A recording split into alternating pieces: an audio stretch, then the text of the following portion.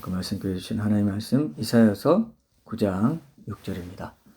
이 말씀으로 예수님은 영원 전에 존재하시지 않았던 적이 있나? 라는 제목의 말씀으로 하나님의 말씀 나누겠습니다. 제가 읽을게요. 이는 한 아기가 우리에게 낳고 한 아들을 우리에게 주신 바 되었는데 그의 어깨에는 정사를 메었고 그의 이름은 기묘자라 모사라 전능하신 하나님이라 영존하시는 아버지라 평강의 왕이라 할 것임이라. 아멘. 오늘 영상을 보면서 저는 이제 사람들이 왜 이렇게 그 애완동물을 좋아할까 하는 질문을 먼저 좀 해봤습니다. 답은 여러분들이 예상하시는 대로입니다. 천국에 가서도 우리가 우리 각자의 집에서 이렇게 동물을 많이 이제 키우면서 그들과 함께 살게 될 것이기 때문에 그렇습니다. 여러분, 천국에 없으면은 이 땅에도 없다는 거 여러분 잘 아시죠? 그죠? 그 원리를 꼭 기억하십시오. 이 땅에 있는 즐거움의 여러 가지 종류들을 보면은, 천국에는 어떤 즐거움, 어떤 기쁨이 있겠구나. 이런 것들을 내가 예상할 수 있습니다. 먹는 즐거움이라든지 그런 어떤 여러 가지 문학을 통해서, 연극을 통해서, 문화를 통해서, 문화생활을 통해서, 음악을 통해서, 미술을 통해서나 예술 분야를 통해서 우리가 기쁨을 누리는 것이 훨씬 더 깊어질 겁니다. 엄청난 문화가 전국에 있어요. 여러 가지 이제 그런 것들은 굉장히 우리가 얘기를 많이 할 수 있지만 오늘은 이제 이 동물에 좀 초점을 좀 한번 맞춰봤으면 좋겠습니다. 김승희 님이 왜 안 들어오시죠? 예, 오늘 굉장히 중요한 예수님을 소개하는 중요한 말씀인데 꼭 들었으면 좋겠는데 아쉽네요. 자, 그래서 왜 사람들이 애완견을 그렇게 좋아하고 마치 사람 식구라도 되는 것처럼 그렇게 이제 애지중지하는가? 바로 이제 천국에 그러한 동물들과의 사귐이 있기 때문이다. 이렇게 보시면 정확합니다. 천국에는 애완견이나 애완묘, 고양이를 애완묘라고 하죠. 고양이묘. 그래서 애완묘.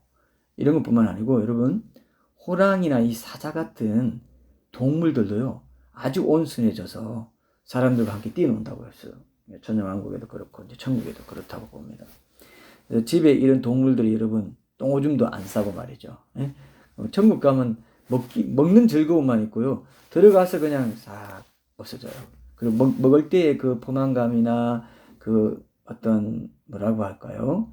여러분, 밥을 먹을 때 완전히 씹어서 먹으라 하지 않습니까? 근데 완전히 씹어서 먹으면 완전히 씹는 동안에 먹는 맛이 좀 줄어드는 거 있어요.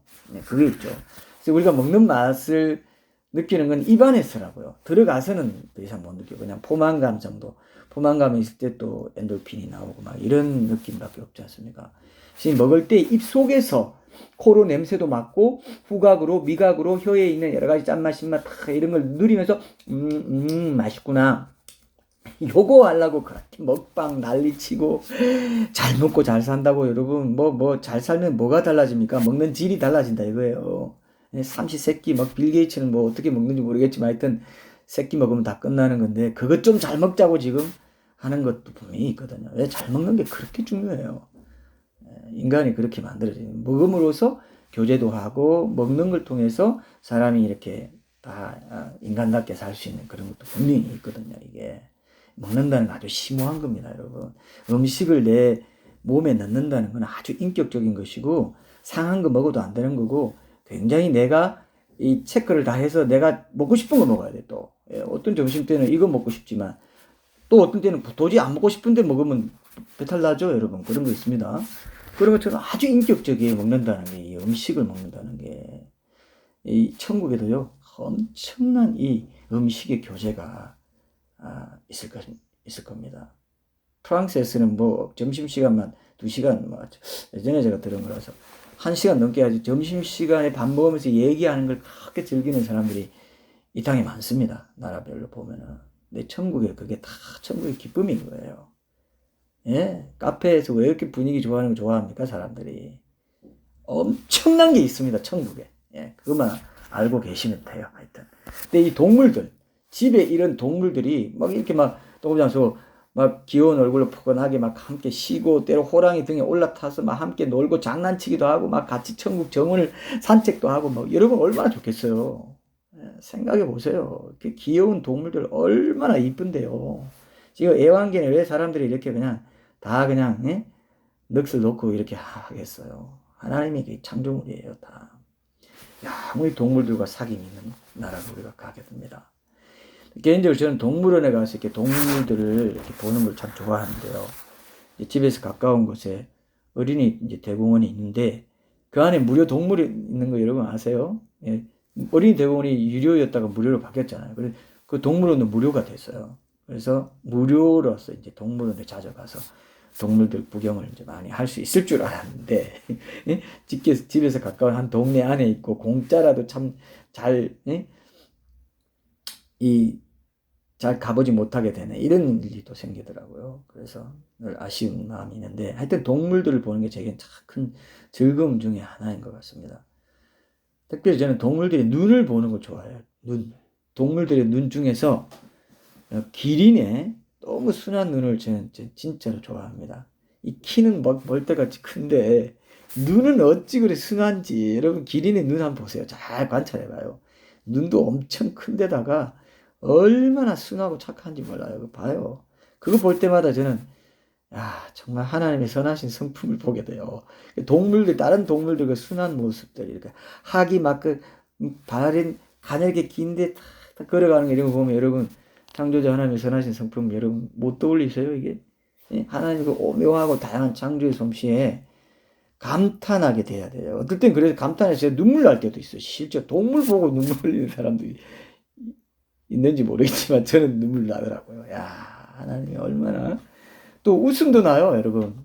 원숭이 안 봐요. 원숭이 어떻게 저렇게 웃기게 만들 수가 있을까? 불독 같은 동물들 봐요. 재미난 표정 한번 봐요. 하나님이 그래서 유머 감각이 대단하시구나 우리 하나님 이런 생각 여러분 못 느끼세요? 못 느끼면 이상한 겁니다. 그게 동물원에 가는 건 사실 하나님의 창조 솜씨를 실감나게 보고 싶어서 가는 것이기도 한 거예요. 이 땅에서 여러분 가장 희한하고도 정교한 이 창조물인 사람들의 존재만 봐도 우연히 만들어지지 않았고 반드시 인격적인 창조주가 있다는 생각을 해야 됩니다. 근데 하나밖에 없는 사람의 종류보다 그 존재나 모양, 특성 이런 것들이 아주 다양하죠. 동물들은요. 식물도 마찬가지고.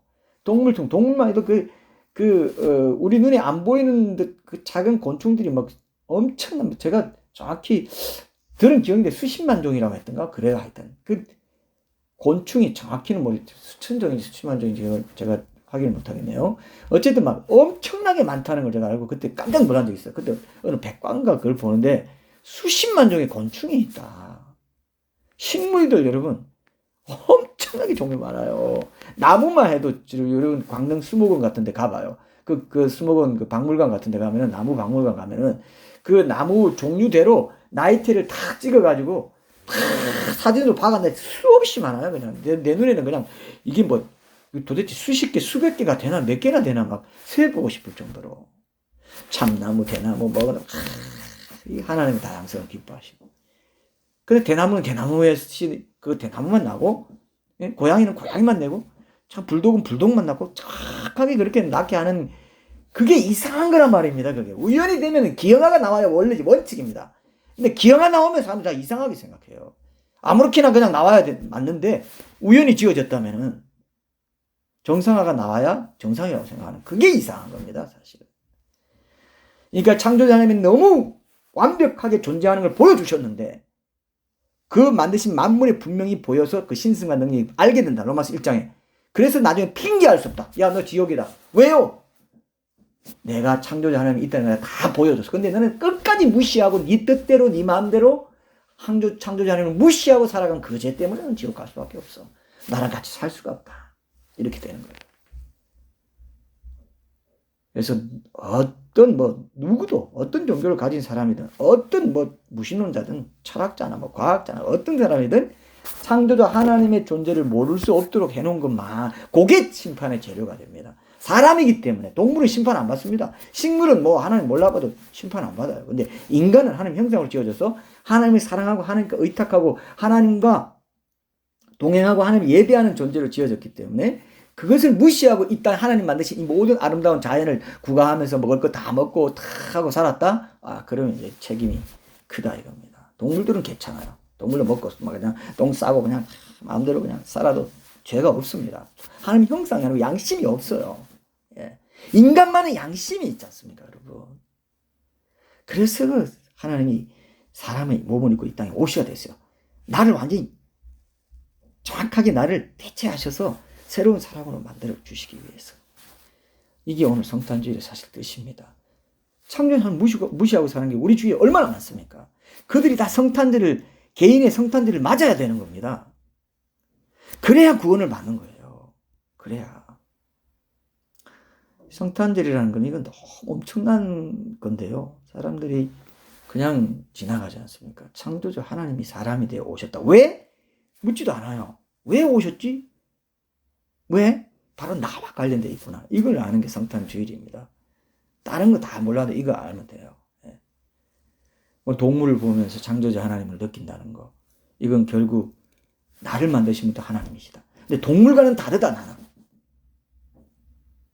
그래서 사람은 양심에 모든 게 기록되어 있어요. 내 영혼의 블랙박스라고 할 수 있다고 그랬죠. 그거 한번 딱 풀면요. 순식간 1초도 안 돼가지고 그 유체이탈 체험하고 누구죠? NDE라고 하죠. Near Death 임사체험, Near Death Experience. 임사체험 하신 분들이 다 그런 얘기 하죠, 여러분. 그죠? 임사체험 하신 분들이 뭐라고 합니까? 1초도 안 돼서 자기가 태어날 때부터 죽기 직전까지 모든 생각과 말과 행동이 1초 만에 다 지나가더라 이거예요. 왜? 양심에 다 기록되어 있거든요. 블랙박스로 다 새겨져. 이거는 철필로 기록되어 있기 때문에 인간이 어떤 선행으로 어떤 잘난 것 좀 내가 그래도 좀 착하게 살았는데 택도 없어요. 택도 없어요. 하나님이신 그분이 와서 죄 없는 몸으로 오셔가지고 깨끗하고 거룩한 피를 흘려주셔야만 인간의 죄는 없어진다 이거예요. 용서받을 수 있다는 겁니다. 철필로 기록돼가지고 없어지지가 않아요. 임사 체험한 사람들이 많이 나와요. 그것이 알고 싶다 해도 나오고요.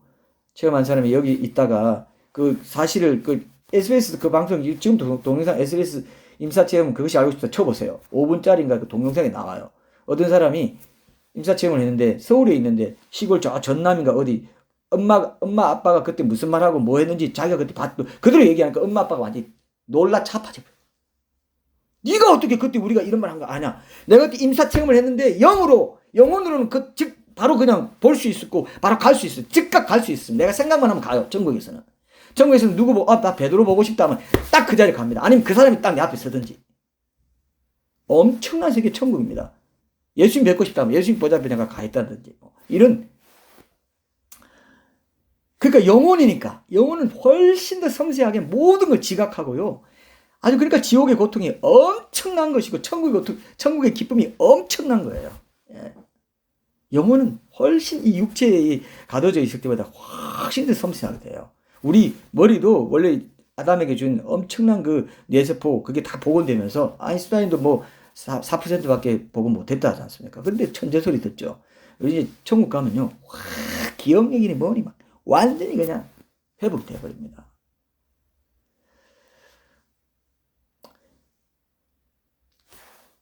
우리 영혼은 하나님의 형상을 가졌기 때문에 동물과 다르다 이거예요.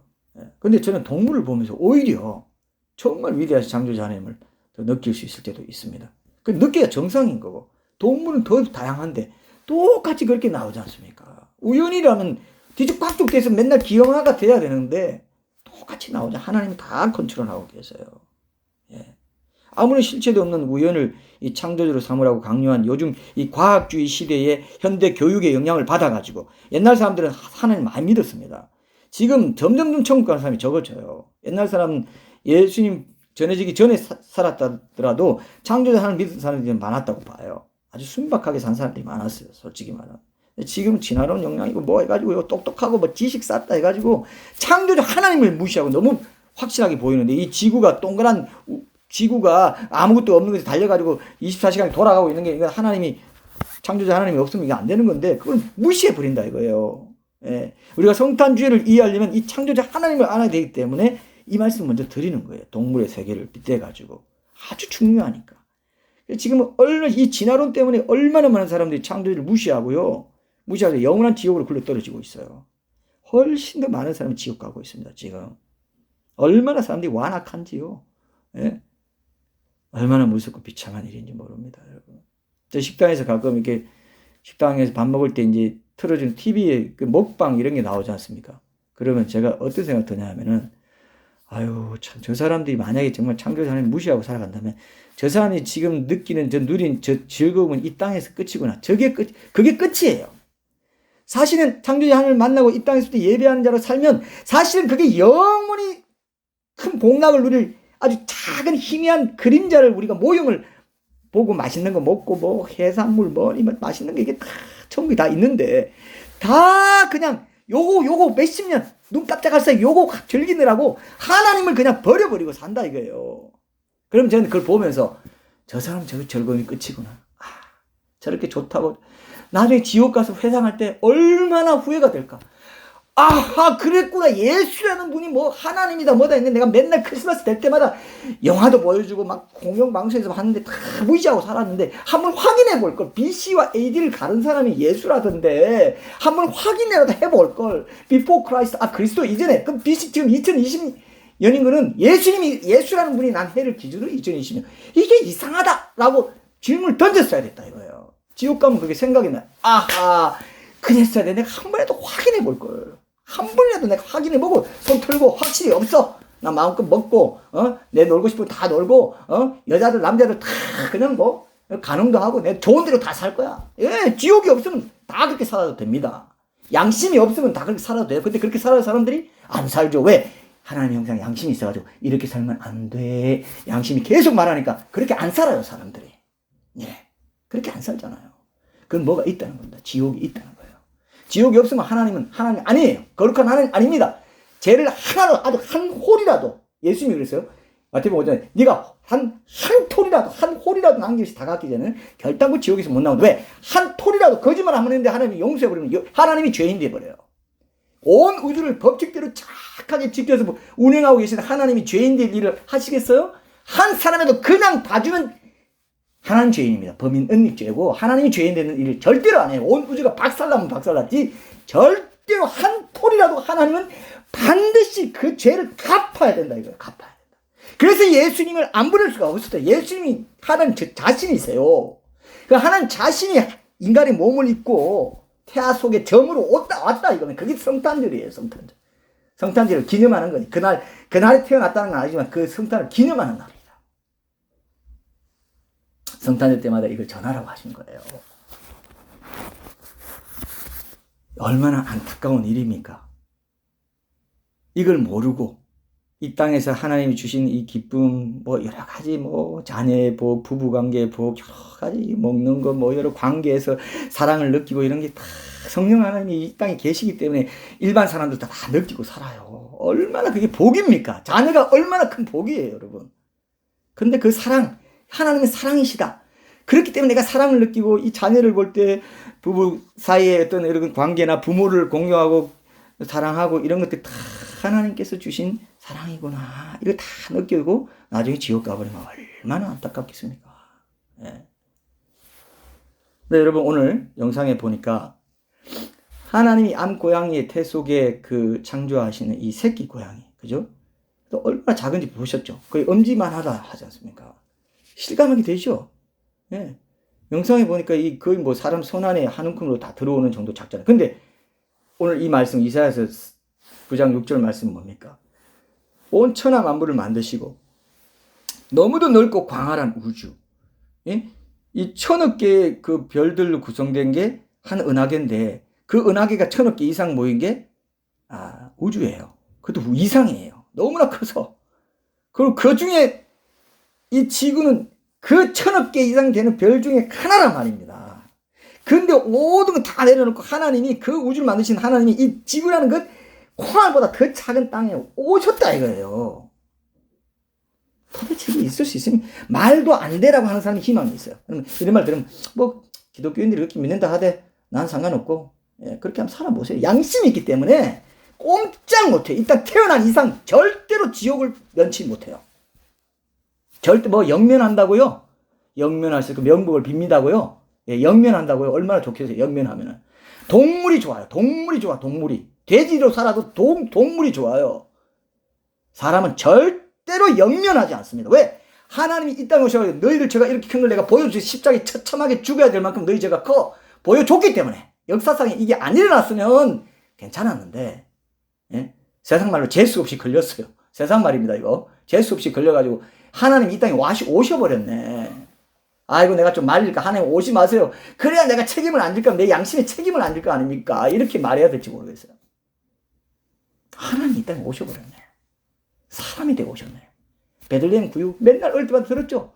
성탄절날 그래도 어릴 때 친구 따라 모았다라 교회 안 나가는 사람은 거의 없을 거예요. 우리 한국에서 잘 없어요. 나중에 지옥 가면 그때 그게 그거였어? 영원히 이 불못에서 나갈 수가 없는데 그때 예수 믿었으면 내가 영원히 천국 갈 수 있었어? 이렇게 된다 이거예요. 그러니까 얼마나 지금 내가 성탄절 주일에 하나님이 이 땅에 사람으로 오셨다는 걸 듣고 있다는 이 자체가 얼마나 큰 축복인지 모릅니다, 여러분. 이거 놓치면 바보 중에 상바보예요. 예? 그 좋은 거 이 땅에서 다 누리고 하나님 다 주신 건데 사랑, 기쁨, 먹는 거, 뭐 누리는 거, 문화, 예술, 뭐 드라마 보면서 재밌다고 하는 이 모든 축구, 경기, 스포츠, 성국 가면 스포츠나 이런 거 엄청난 것들이 있고요. 영화니 뭐니 문화가 엄청난 예술들이 있습니다. 지금 여기 은사 가진 사람들이 다 거기서 그거 할 거예요. 직업이 다 연결됩니다. 자 보세요. 얼마나 엄청난 이 땅은 천국이에요. 지옥에 비하면 이 땅은 천국이 이미 이 천국을 경험하고 살면서 지옥에 영원히 갈 사람이 있다는 게 얼마나 안타깝습니까? 이 땅은 이미 천국의 모형입니다, 여러분. 예. 그래서 여러분 오늘 말씀은 뭡니까? 그 무한하신 하나님께서 그 모든 별들을 마친 하나님께서 한 아기의 몸을 입고 이 땅에 왔다는 것을 선포하고 있죠. 아까 영상에서 우리가 고양이 새끼 몸이 얼마나 작은지 보신 것처럼 너무도 위대하신 그 하나님이 사람의 몸 안에 들어와서 처음에는 하나의 전보다 더 작은 아기의 생명으로 잉태되고 실제로 아주 작은 아기의 몸을 입고 이 땅에 태어났던 사실 이거를 이제 우리가 묵상해 보면 얼마나 신기한 일인지 이걸 여러분 느끼셔야 돼요. 하나님께서 얼마나 겸손한 모습으로 이 땅에 오셨는지를 우리가 실감할 수 있어야 됩니다. 예. 그래서 이 J.I. 패크라는 그 유명한 복음주의 신학자가 하나님을 아는 지식이란 책에서 오늘 제가 주보 뒷면에도 잠깐 소개했는데요. 이렇게 성육신의 신비를 이렇게 아주 특별하게 표현했습니다. 첫 번째 성탄절에 일어난 일에 기독교 계시에 가장 심오하고 가장 헤아릴 수 없는 깊이가 있다. 말씀이 육신이 되어 하나님이 인간이 되셨다. 신적 존재이신 성자가 한 유대인이 되셨다. 전능하신 분이 다른 모든 아이와 마찬가지로 먹을 것을 받아 먹어야 하고 기저귀를 차야 하고 말하는 법을 배워야 하는 누워서 빤히 바라보면서 꼼지락거리고 시끄러운 소리를 내는 것밖에 할 수 없는 무력한 어린아이로 이 땅에 오셨다. 여기에 착각이나 속임수는 없다. 그것에 대해 더 많이 생각해 볼수록 그것은 더 엄청난 사실이다. 심지어 소설 속의 사건조차도 이 성육신의 진리보다 더 굉장한 것은 없다. 이것이 기독교가 지닌 진정한 걸림돌이다. 그랬어요. 걸림돌. 바로 이 점에서 유대인들, 회교도들, 일신론자들 이들은 삼일체 인정하지 않죠. 여호와의 증인들 그리고 동정녀 탄생, 기적들, 속죄, 부활을 이해하는데 어려움을 느끼는 많은 사람들이 실패를 했다. 이렇게 얘기했어요.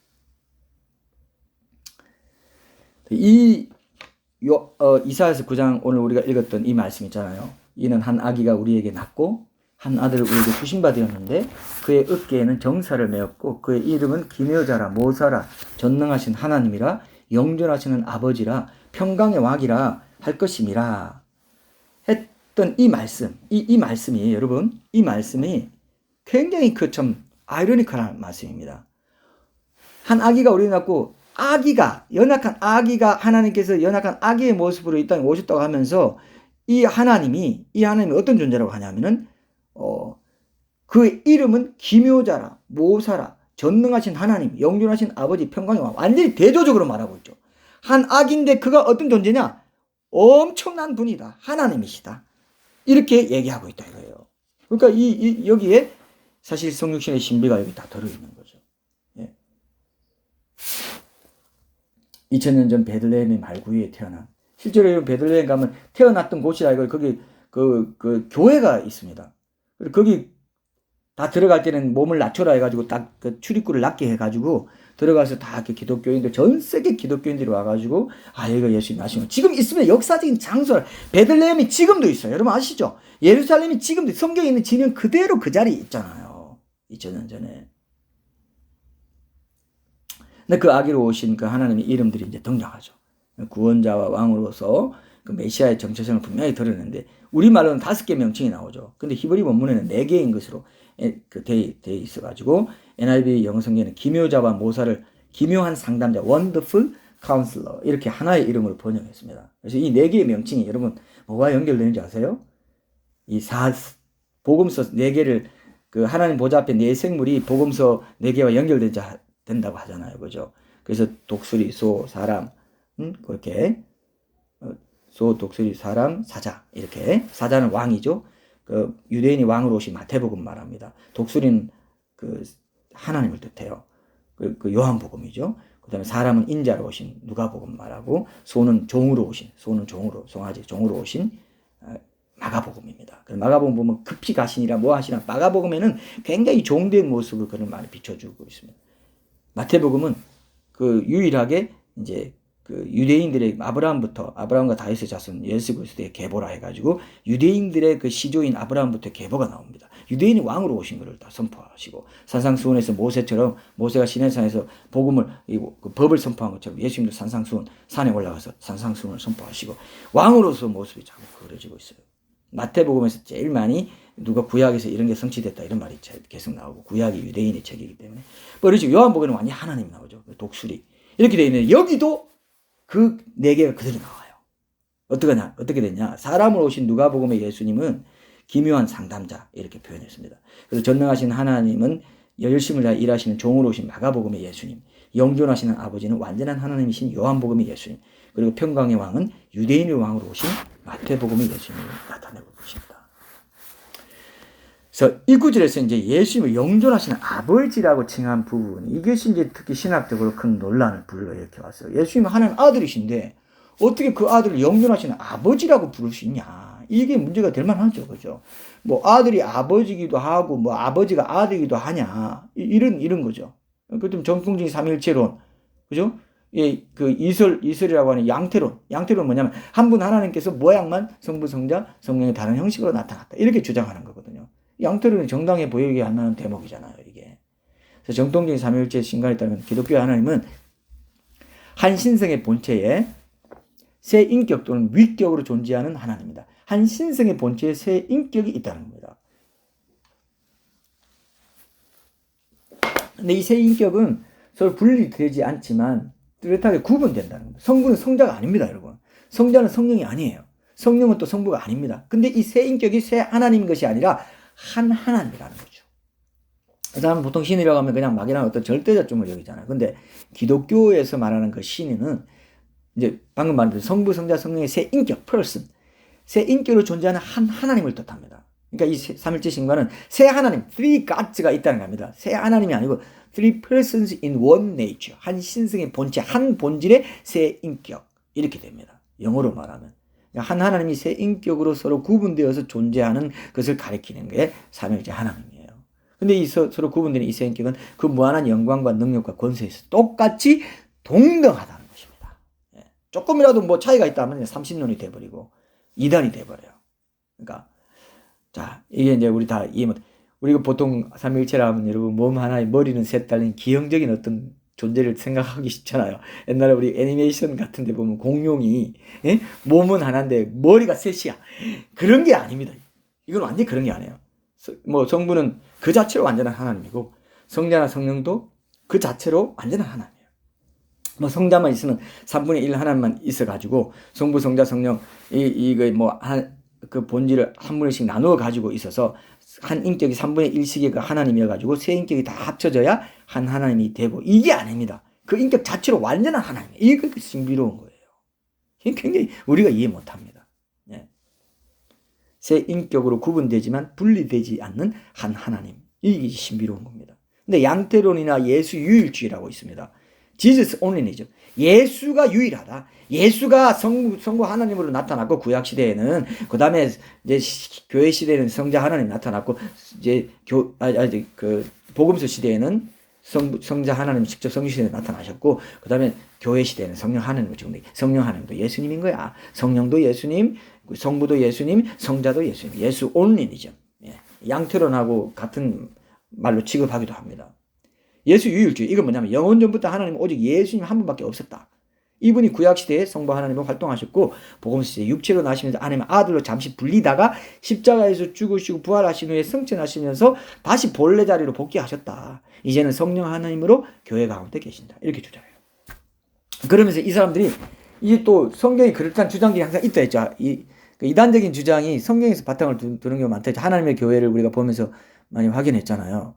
이분들도 이제 신구약 성경의 여러 주요 구절들을 구체적인 근거로 내세우고 있습니다. 예를 들어서 예루살렘의 감람산으로 재림하시는 예수님을 가리켜서 이 스가랴서 14장에 이렇게 보면 3절에서 9절까지 보면은 예수님이 재림하시는 걸 여호와께서 재림하신다 이렇게 나와 있어요. 그러면서 여호와께서 천하의 왕이 되시리니 그날에는 여호와께서 홀로 한 분이실 것이요 그의 이름이 홀로 하나이실 것이다. 이렇게 말하니까 지저스 오늘 좀 맞네. 예수 유일주의. 어떻게 예수님이 재림하시는 게 분명히 구약의 여호와 하나님이 재림하시는 게 아닌데 예수님을 가리켜서 여호와께서 그날에 그렇게 오신다. 감람산으로 오신다. 이렇게 말해놨으니까. 그래도 유다서 1장 4절에 보면 홀로 하나이신 주제 곧 우리 주 예수 그리스도. 홀로 하나이신 주제는 그 외에 딴 게 없다는 거예요. 완전히 통치자. 전 우주를 통치하는 홀로 하나이신 통치자. 그분이 누구냐? 우리 주 예수 그리스도라고 했다 이거예요. 실제로 그렇게 되어 있습니다. 이런 예를 들면서 이제 예수님 모든 구속 사역을 다 끝내시고 나면 다시 홀로 한 분으로 그 이름도 홀로 하나만 하나이시던 그 영원전의 대로 돌아가신다. 이런 논리표 진짜 그럴듯하게 들리잖아요. 또 기도와 관련해서도요. 여러분 예수님이 이렇게 말씀하셨어요. 여러분 이거 처음 듣는 분도 계실지 모르겠지만 예수님 자신이요 직접 너희가 뭐든지 아버지께 구하는 것을 내 이름으로 주시리라 그랬어요. 아버지께 구하는 걸 우리가 예수님 이름으로 구하는 거 맞잖아요. 그죠? 요한복음 16장 23절에서 그렇게 말씀합니다. 근데 동시에 또 요한복음 14장 14절에 뭐라고 말씀하셨냐면요. 내 이름으로 무엇이든지 내게 구하면 내가 행하리라 이렇게 했어요. 아니 그럼 아버지 영존하시는 아버지가 하나님이고 그러면 아버지 성부 하나님이 또 예수님이네 이렇게 생각할 수 있을 그런 오해를 불러 이렇게 말씀하셨다. 내 이름으로 방금 요한복음 16장 23절에는 너희가 무엇이든지 아버지께 구하는 것을 내 이름으로 주시라. 그렇게 내 이름으로 아버지께 구하면 네가 응답받아 해놓고 요한복음 14장 14절에서는 내 이름으로 무엇이든지 내게 구하면 내가 행하리라. 이렇게 말했다. 아버지께 구하면 내 이름을 주신다 해놓고. 그러니까 이게 지금 이 사람들이 나올 만한 거예요. 그 밖에도 성령을 예수의 영이라고 표현한 거죠. 사도행전 16장 7절에 보면은 예수의 영이라고 표현했어요. 그 다음에 하나님의 영을 그리스도의 영으로 또 그렇게 로마서 8장 9절에 또 지칭해 놓기도 하고 여기 서로 상호 이렇게 지칭하니까 예수 유일주의 근거를 들어줄 만한 대목이죠. 그러니까 이런 맥락에서 보면 예수님께 붙이는 이 영존하신 아버지 그게 대단한 거죠. 원래 아버지 그분이 그분인데 이렇게 말할 수 있죠. 그렇게 낯설 게 없다 이렇게 주장을 얼마든지 할 수 있죠. 근데 정통적인 삼일체 신관의 입장에서 보면 이 양태론이나 예수 유일주의를 지지하는 하는 것처럼 보이는 이제 성경 말씀들은요. 성부, 성자, 성령의 삼일체 하나님의 한 하나님 되심을 의도적으로 강조한 부분들인 거예요. 이 우리가 모르는 신비로운 부분이 있는 겁니다. 그래서 한 하나님이다. 이걸 강조하기 위해서는 이런 표현을 하신 거죠. 성경에 삼일체 하나님의 하나됨을 강조하는 본문도 있지만 그 세 인격이 서로 구분된다는 진리도 균형 있게 이렇게 그렇게 나타낸 본문들도 또 많아요. 그래서 예를 들면 우리 잘 아는 요한복음 1장 1절에 보면은 이 말씀이 하나님과 함께 계셨으니 이 말씀은 곧 하나님이시다. 이런 말씀이 있죠. 그죠? 여기 보면 함께 계셨다. 이 말씀이 성육신된 말씀이 성자 하나님이신데 예수님이신데 이 말씀이 하나님과 함께 계셨으니 이 말씀은 곧 하나님이시다. 여기에 삼일체 하나님의 정수가 들어있어요. 구분되지만 하나다. 한 하나님이다. 이렇게 보죠. 함께 계셨다. 여러분 누구가 함께 있다는 건 구분된다는 걸 뜻하는 거잖아요. 함께 있다는 게 하나인데 함께 있다는 말 표현 안 하지 않습니까? 성자 하나님과 성부 하나님 구분되는 존재를 나타내는 게 함께, 이 말씀이 하나님과 함께 계셨으니 이렇게 돼요. 영어로 with God 이렇게 돼 있죠. 그러면 근데 또 이 말씀은 곧 하나님이시다. 삼일째 하나님의 하나됨을 말씀하시고 구분됨을 동시에 말씀하시죠. 또 그 우리가 잘 아는 그 고린도전서 2장 10절에 보면은 성령은 모든 것 곧 하나님의 깊은 것까지도 통달하시느니라 이렇게 말했어요. 그러니까 이건 구분된다는 겁니다. 성령과 성부 하나님은 구분되는 존재가 아니면 성령은 모든 것 곧 하나님의 깊은 것까지 통달하신다. 이 말이 할 필요가 뭐 있어요? 그냥 하나면 그냥 내가 느끼고 다 하는 걸 끝나는데 성령이 또 성부 하나님의 깊은 것까지 통달하신다는 표현을 하지 않습니까? 구분된다는 겁니다. 그래서 여러분 항상 이단에 빠지기 쉬운 게 뭐냐면 성경의 특정 구절은 전체 성경의 큰 맥락에서 관점에서 조명돼야 균형 잡힌 해석을 할 수 있지. 그것만 보고 그것만 붙잡고 가면 이단에 빠지기 쉽다는 게 바로 이겁니다. 이 예수 유일주의자들의 주장은 이 성경의 삼일째 하나님의 한 하나님 되심에 대해 강조해온 그런 대목들만을 임의로 자신들의 입장을 강화시키는데 아주 그냥 남용한 사례라고 할 수 있어요. 이게 바로 하나님의 교회 같은 이단들이 자주 하는 이 수법이죠. 예.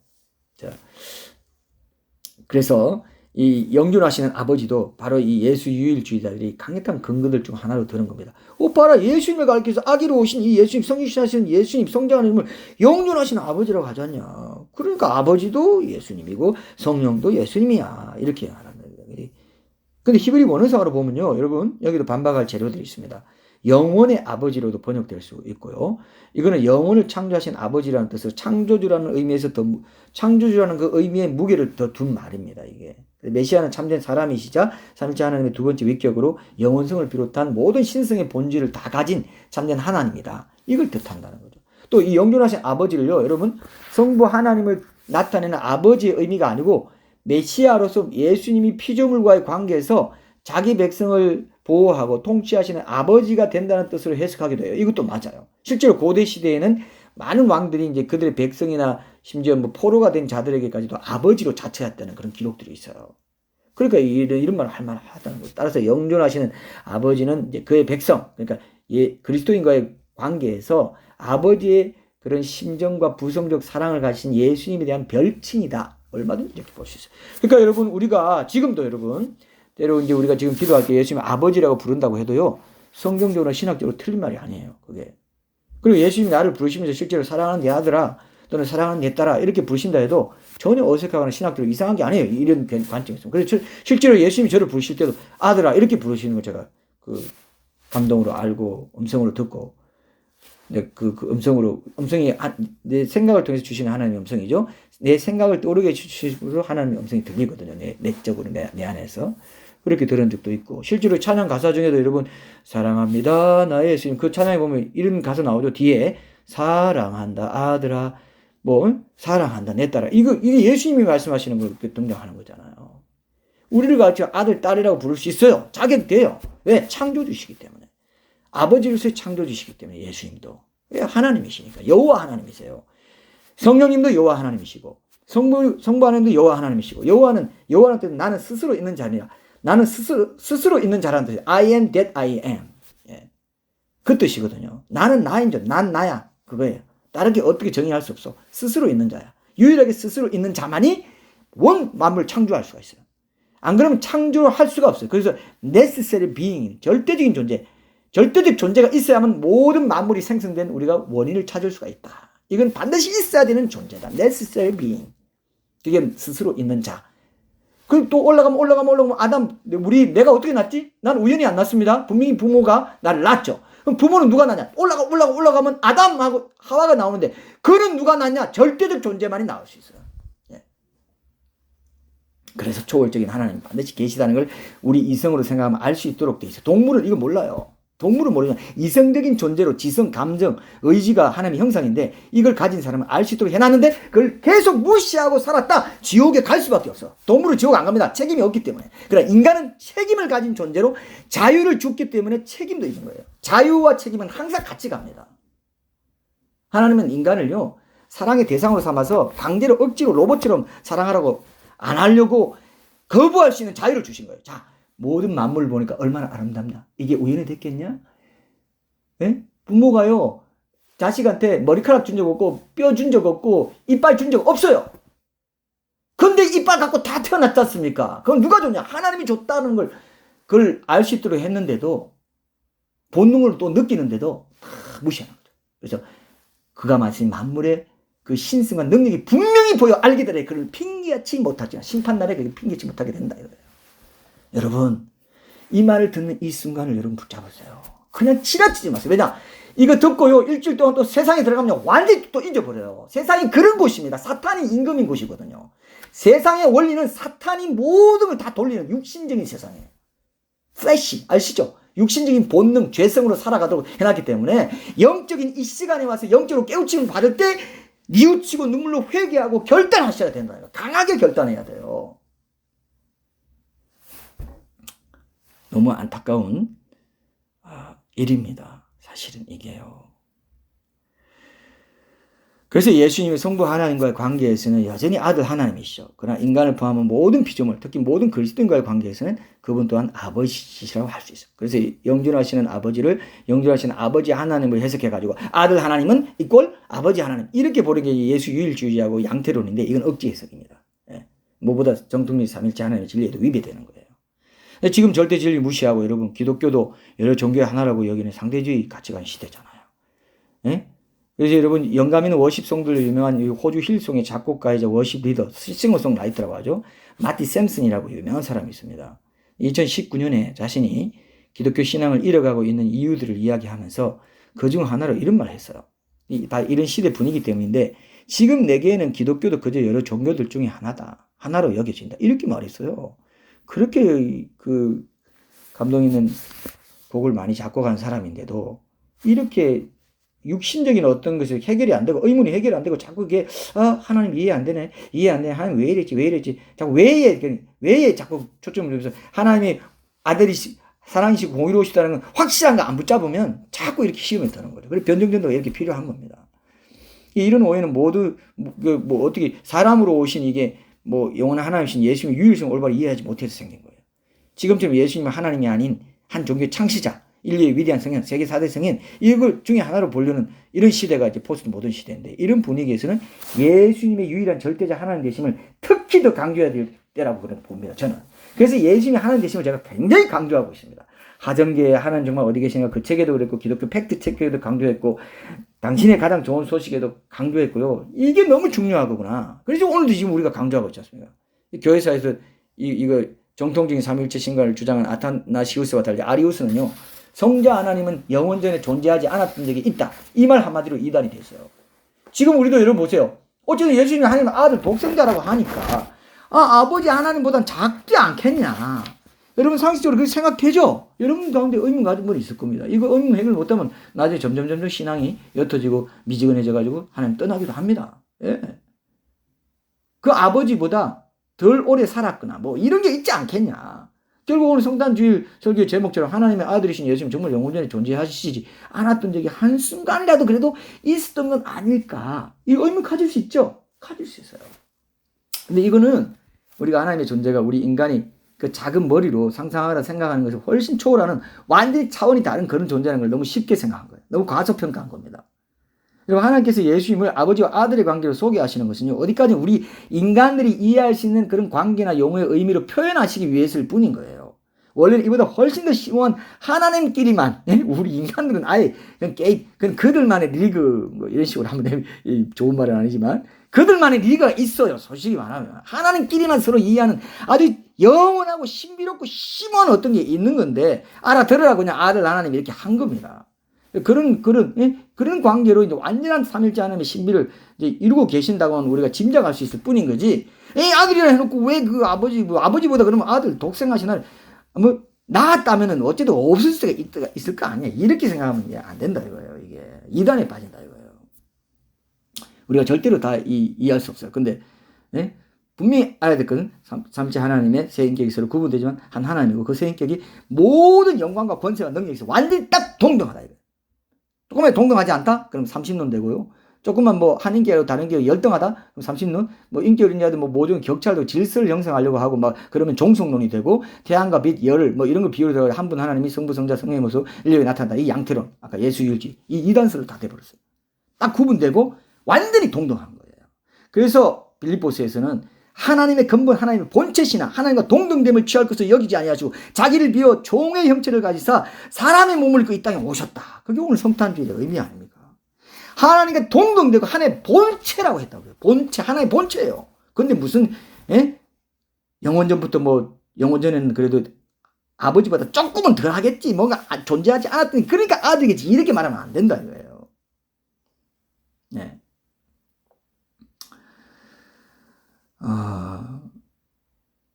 그는 우리 인간이 머리로 생각할 수 있는 이 생물학적인 제한된 생물학적인 상상을 동원해가지고 영원하시고 완전히 삼위일체 하나님의 진리에 적용하려고 하는 거. 이건 완전히 빗나간 인간적인 오산인 것입니다. 이게 오늘의 결론이라고 할 수 있어요. 그래서 꼭 기억하십시오. 이 세 인격 간에는 논리적인 순수만 있지 시간적인 선후 관계가 없습니다. 논리적인 순수만 그렇게 질서를 그렇게 하는 질서의 하나님이시기 때문에. 그렇지만 제1위, 2위, 3위. 3위니까 좀 성령 하나님은 성부 하나님보다 좀 못하지 않겠나? 택도 없단 말입니다. 똑같이 동등하다 이거예요. 시간적인 선후 관계가 없고 논리적인 순수만 있다. 그걸 이해하시면 돼요. 삼일째 하나님을 그리는 도표 중에 어떤 도표는 밑에 성부 하나님 있고 위에 성자 하나님 있는 도표도 있고요. 성령 하나님이 있고 성부, 성자가 양쪽에 있는 그 삼각형 이런 것도 있고 여러 가지 있어요. 왜? 그 똑같다는 걸 나타내고 싶기 때문에. 네. 꼭 기억하십시오. 만약에 아리우스처럼 영원전에 존재하지 않았던 적이 있다 하면 기독교 하나님 자체를 없애버리는 겁니다. 그거는. 말도 안 되는 거예요. 그래서 여러분 내가 다 이해할 수 없어도 존재하고 있는 것이 세상에 많잖아요. 여러분 내가 다 이해해야만 무언가 이 세상에 존재할 수 있는 자격을 얻게 된다고 생각할 수 있습니까? 아니잖아요. 우리 인간도요. 우리는 인간도 다 이해 못해요. 인간도 얼마나 신비한지. 인간도 하나님의 형상으로 지어졌다니. 삼일째 하나님의 형상으로 지어졌어요. 영혼 육이 있어요. 보통 영은 성부 하나님을 가리킨다고 보고 상징한다고 보고요. 혼은 감정으로 느끼고 예수님이 나의 구주라는 걸 느끼고 울게 하고 하는 게 성령의 감동하죠. 성령의 감동. 그 혼은 감정적인 거, 이런 감성적이고 내 자아에 속한 것을 상징하기 때문에 혼은 성령 하나님. 육은 뭡니까? 바로 육은 뭡니까? 육이 바로 육체로 오신 하나님. 예수님을 상징하는 영혼 육. 내 안에 이미 내가 하나님의 형상으로 지어졌다는 것은 삼일째 하나님의 형상으로 내가 영혼 육으로 지어진 존재예요. 영도 나고 혼도 나고 육도 납니다. 근데 한 나라는 존재를 이루고 있잖아요. 영혼 육은 구분됩니다. 근데 하나예요. 하나님. 한 나예요. 한 나. 예. 이걸 생각하시면 됩니다. 근데 이 영원한 삼일째 하나님의 한 인격이 성자님 영원 세계로부터 시공간의 제약을 받는 이 지구에 사람의 몸을 입고 들어오셨는데 오늘 우리가 맞은 이 성탄주일 바로 그 사건을 기념하는 날이죠. 이 사건을 가리켜 기독교에서는 인카네이션, 성육신, 말씀이 하나님이 육신을 입으셨다. 이게 구원이라는 뜻을 가진 예수라는 그 이름이 그렇게 세상에 오신 하나님 그분께 따로 아주 특별한 이름이 붙여졌는데 그 이름이 바로 구원을 뜻하는 예수라고 붙여진 것밖에 없다 이겁니다. 붙여진 거. 원래는 이 헬라어로 이에수스예요. 이에수스. 그리고 히브리어는 예슈하고 이게 다 구원이라는 뜻입니다. 이에수스인데 우리가 그냥 이에수스를 음차해가지고 예수, 그리스도를 기독교가 그리스도교라는 뜻이에요. 그리스도를 한자어로 발음을 고친 겁니다. 링크는 링금 뭐 이렇게 하듯이 고친 거예요. 예수라는 이름은 그냥 세계 4대 성인중에 한 사람이고 뭐 이런 사람으로 영원 전부터 하나님이시고 모든 아까 새끼 고양이니 뭐니 모든 나무와 동물과 사람 모든 별을 다 손수 다 지으신 그 하나님 영원 전부터 하나님의 본체이셨던 그분이 이 땅에 사람의 몸을 입고 올 때 예수라는 이름만 예수스라고 아주 낯선 이름이에요 사실은. 근데 지금은 닳고 닳아가지고 닳고 닳은 종교 용어의 하나가 된 게 너무 아픈 거예요 이게. 예수님이 하나님 자신이라 이겁니다. 자신 본체. 얼마나 엄청난 일입니까? 이게 BC, Before Christ, 2020년의 이유는 그분이 나신 해를 기준으로 2020년인 게 말이 돼요, 이게? 하나님의 섭리죠. 이게 역사잖아요. 그리고 모든 위대한 소크라테스니 공자니 석가니 다 BC 몇 년에 났고, BC 500년에 났고, 800년에 났고, 왜? 모든 사람이 이 하나님이신 이분을 기준으로 하고 있다 이거예요. 그 사람들의 생애가, 태어난 날이 다 이 존재를 위해서 태어났다 이 뜻입니다. 제가 그때 한번 얘기했나요? 동사무소 가서 당신 생일 언제입니까? 예, 1900 몇십 년입니다. 이렇게 말하면 1985년 이렇게 말하면 안 돼요.